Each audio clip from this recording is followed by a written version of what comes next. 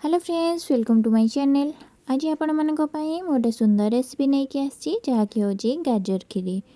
तो गाजर खीरी बनैबा बहुत ही सहज आ एटा खाइबा पई बहुत ही टेस्टी होता है। आउ याकू थरे खाइले आपण बारंबार बनैबा पई ट्राई करिवे।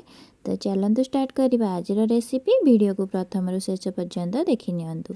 तो एठी देखंतु मु गोटे गाजर को एमती देखंतु ग्रेट करि नै जाईछि। ए साहाଯ୍ୟରେ देखंतु एमती पूरा देखंतु फाइनली ग्रेट कर नहीं जाइछि। तो ये देखंतु मु किछि आलमंड को छोट छोट पीस करी काट नहीं, किछि मिल्क मेड नहीं, चीनी नहीं, किछि गुजराती गुंड आ मेन जिनस तो देखा भूली गली सेटा होछि क्षीर। तो एबे हमें पैन बसई नबा।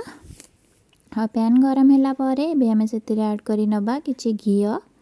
प्राय 2 चामच घी मुझे ऐड कर घी गरम होला परे एबे हमें सेतिरे ऐड करी नबा जो गाजर को आमे ग्रेट करके रखिथिले ताकू। तो गाजर को देला परे याकू हल्का भाजी नबा।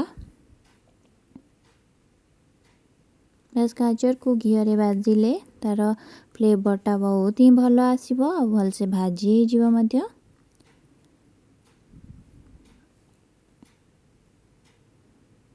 देखो एमती एपट सेपट करिकी भलसे भाजी नबा।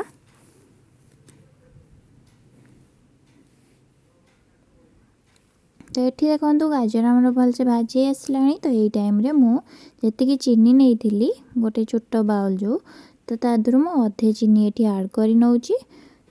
यही टाइम रे देले चीनी कि सेटा होची गाजर रे चीनी मीठा अंशटा आसीज आ खाइबा पई बहुत ही टेस्टी लगे। तो एमती आमे चीनी देला परे एमती भलसे भाजी नबा।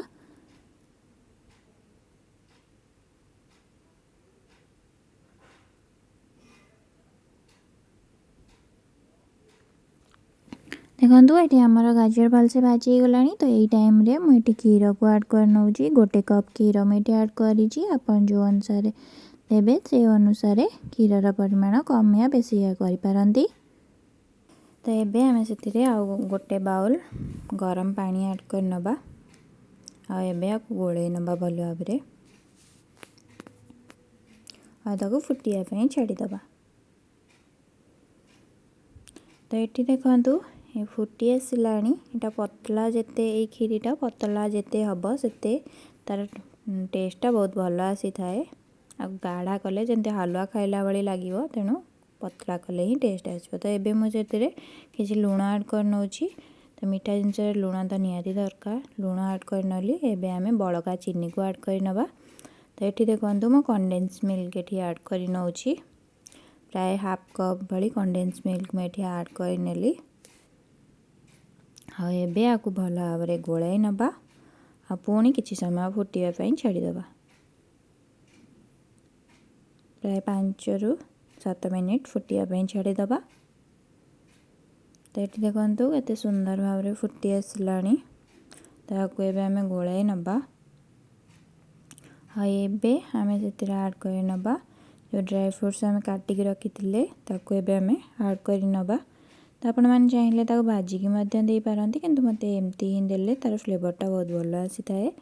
तो मैं एमती ही दउची। तार गोटे गोटे बाइट जेतेबेले खीरी सहित आसीबो खाइला बेले तो तार टेस्टटा बहुत भल आसी थाए। तो सेति पई पूरा फाइनली चॉप करि नेबे आउ एमती पकई नेबे। एबे आमे सेतिरे ऐड कर नबा किछि गुजराती रो गुंड। मेरी 2टा गुजराती रो गुंड मेठी ऐड करि नैछि।